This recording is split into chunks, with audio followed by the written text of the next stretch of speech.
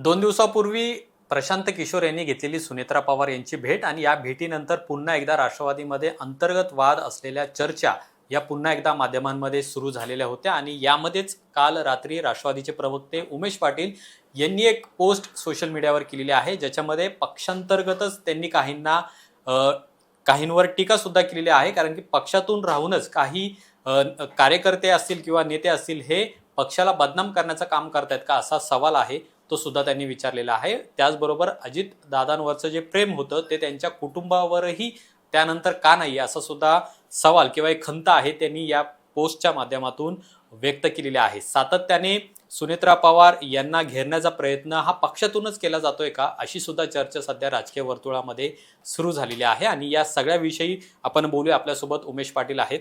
काल तुम्ही एक मोठी एक पोस्ट केलेली आहे, त्याच्यावरून काय नेमका संदर्भ घ्यायचा आहे? कारण की 2 दिवसापूर्वीच प्रशांत किशोर यांनी सुनेत्रा पवार यांची जी भेट घेतली आणि त्या भेटीचे वेगळे अर्थ सध्या माध्यमांमध्ये आलेले आहेत.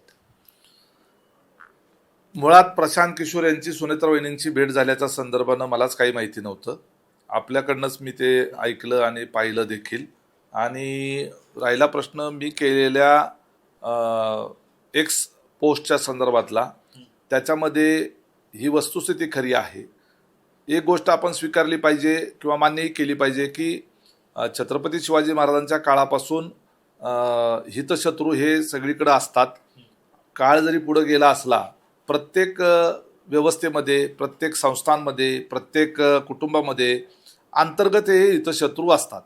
स्वतःचा कुठला हेतू साध्य होत नाही असं ज्या वेळेला लक्षात येतं, त्यावेळेला काही माणसं ही त्या संबंधित व्यवस्थेच्या विरोधामध्ये, त्या व्यवस्थेचा भाग असून देखील त्या ठिकाणी काही कुरघोड्या करायचा प्रयत्न करतात, काही कारस्थानं करायचा प्रयत्न करतात. आणि हे काही आमच्या पक्षाच्या बाबतीतच होत असतं असं नव्हे, हे सगळ्याच राजकीय पक्षाच्या बाबतीत होतं. तर माझा फक्त एकच प्रश्न आहे की अजितदादांवर प्रेम करणारी जर माणसं असतील आणि ते कार्यकर्ते नेते असतील, तर त्यांनी खरंच आपलं अजितदादांवर त्या ठिकाणी प्रेम होतं का? जर खरं होतं तर मग तसंच प्रेम हे त्या परिवाराच्या बाबतीतही असलं पाहिजे. कारण त्यांनी एवढा मोठा दुःखाचा डोंगर त्या ठिकाणी असताना राज्याची आणि आपल्या कार्यकर्त्यांची जबाबदारी स्वीकारलेली आहे. शिवाय त्या महिला आहेत, तर त्यांना अवधी दिला पाहिजे, त्यांना वेळ दिला पाहिजे. आणि त्याच्या दुःखात असलेल्या कुटुंबाच्या बाबतीमध्ये सातत्यानं त्यांना पक्षाला आणि या संदर्भानं वेगवेगळ्या बातम्या त्या ठिकाणी खोट्या नाहक बातम्या त्या ठिकाणी पुरवून पक्षाच्या संदर्भानं नकारात्मक चर्चा घडवून आणण्याच्या करता जी व्यवस्था केली जाते, त्याच्या संदर्भानं हा माझं ट्विट आहे. आणि ते व्हायला नको. आता त्याच्यामध्ये मला सारखं विचारलं जातं की मग नावं सांगा, कोण आहेत ते. हे काही मी काही कुठल्या व्यक्तीला समोर ठेवून त्या ठिकाणी ते ट्विट केलेलं नाही. माझी अशी धारणा आहे की कुठून तरी हे घडतंय, हे अंतस्ततनं आमच्या पक्षाच्या अंतर्गत काही हितशत्रू लपलेले आहेत, त्यांच्याकडनं ते घडतंय. किंवा आमच्या जुन्या पक्षाच्या आतमध्ये सुद्धा, कारण शेवटी हा पक्षाची फांदीचा मी उल्लेख केला, पण तो वृक्ष तर तोच आहे, त्याच्याच त्या फांद्या आहेत. आणि त्यामुळं आपणच त्या ठिकाणी एका बाजूनं अजितदादांवरचं नितांत प्रेम व्यक्त करायचं आणि अजितदादांवरच्या प्रेमाच्या संदर्भातल्या त्या ठिकाणी आणाभाका द्यायच्या आणि त्याच परिवारातल्या कुटुंबाच्या बाबतीमध्ये मात्र वेगळा दृष्टिकोन ठेवायचा, हा प्रेमातला दुटप्पीपणा जो आहे हा उघडा करण्याच्या दृष्टीनं ते मी ट्विट केलेलं आहे. ज्याचं खरंच मनापासून प्रेम असतं, तो त्या कुटुंबाच्या प्रती निस्वार्थी भावनेतून, निरपेक्ष भावनेतून त्या ठिकाणी त्यांनी वागलं पाहिजे. आणि आपल्या कुठल्याही कृतीतून ज्या वेळेला पक्षाचं नुकसान होतं, त्यावेळेला ते पर्यायानं आपलंच नुकसान असतं. कारण ज्या फांदीवर बसून आपण ती फांदी तोडतो, त्यावेळेला ती फांदी तुटली तर आपणच खाली पडणार, आपलीच हाडं मोडणार. आणि त्यामुळं आपण नेमकं काय करतोय ह्याचं आत्मचिंतन जे आहे त्या संबंधित हितशत्रूंनी केलं पाहिजे. याच्याकरता ते माझं त्या ठिकाणचं ट्विट आहे. ते कुठल्या वेळेला आलं, कधी आलं, हा फक्त योगायोगाचा भाग आहे, परंतु ते अनेक दिवसापासून माझ्या मनामध्ये होतं. ते हितशत्रू तुमच्या पक्षात सुद्धा आहेत, सगळ्या पक्षामध्ये असतात. आता जो वाद सुरू आहे तो तुमच्या पक्षांतर्गत आहे. तर कुठला अपवाद आहे? आज तुमच्या चॅनलमध्ये एवढी लोक काम करतात, अंतर्गत एकमेकांच्या बरोबर काहीतरी तुमच्या वरिष्ठांच्याकडनं जर काही अपेक्षा असतील आणि त्या जर पूर्ण नाही होण्याच्या बद्दल जर कुठलं काही झालं, तर त्या काही जण असे असतात की त्या चॅनलचं नाव खराब करण्याच्या करता आतल्या आत काही गोष्टी असताना करतात. असं पण होतं, कॉर्पोरेट क्षेत्रामध्ये होतं. कुटुंबामध्ये होतं, पूर्वीच्या काळी पण व्हायचं. मी म्हणून छत्रपती शिवाजी महाराजांच्या काळाचं उदाहरण दिलं. सध्याची चर्चा सुरू होती की प्रदेशाध्यक्ष पद हे बदलणार आहे, तशा पद्धतीच्या चर्चा बातम्या समोर आलेल्या होत्या. तर त्या संदर्भात नेमकं काय सत्य आहे? हे पहा की राष्ट्रवादी युवक काँग्रेसचे प्रदेशाध्यक्ष नवीन नेमायचे होते, राष्ट्रवादी महिला काँग्रेसच्या प्रदेशाध्यक्ष नवीन नेमायच्या होत्या, राष्ट्रवादी विद्यार्थी काँग्रेसच्या प्रदेशाध्यक्ष नवीन नेमायच्या होत्या.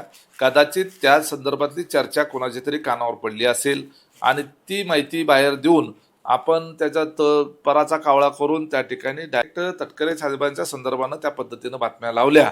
तर हे जे आहे ते चुकीचं आहे. अशा पद्धतीचा कुठलाही प्रस्ताव किंवा कुठलीही चर्चा पक्षाच्या पातळीवर झाल्याचं माझ्या निदर्शनात तर नाही. तुम्ही पोस्टमध्ये असंही म्हटलंय की दादांनी ज्यांना मोठं केलं त्यांनीच पवार कुटुंबियांच्या विरोधात, म्हणजे आता सुनेत्रा पवार यांच्या विरोधात एक मानसिक त्रास देण्याचं त्यांनी ठरवलेलं आहे. आता हे जे झालेलं आहे हे काय पहिली वेळ नाहीये. दादा गेल्यापासून सातत्याने पक्षांतर्गत वाद आहे किंवा मग धुसफूस आहे ती वेगवेगळ्या कारणांनी समोर आलेली आहे. नेहमी सुनेत्रा पवार यांना टार्गेट यामध्ये केलं जात आहे, असंच एकंदरीत दिसून आलेलं आहे. तर तुम्ही आतापर्यंत याचा शोध किंवा मग पक्ष नेतृत्वाने याच्याबद्दलची संपूर्ण कार्यवाही आहे ती केली पाहिजे असं वाटत नाही?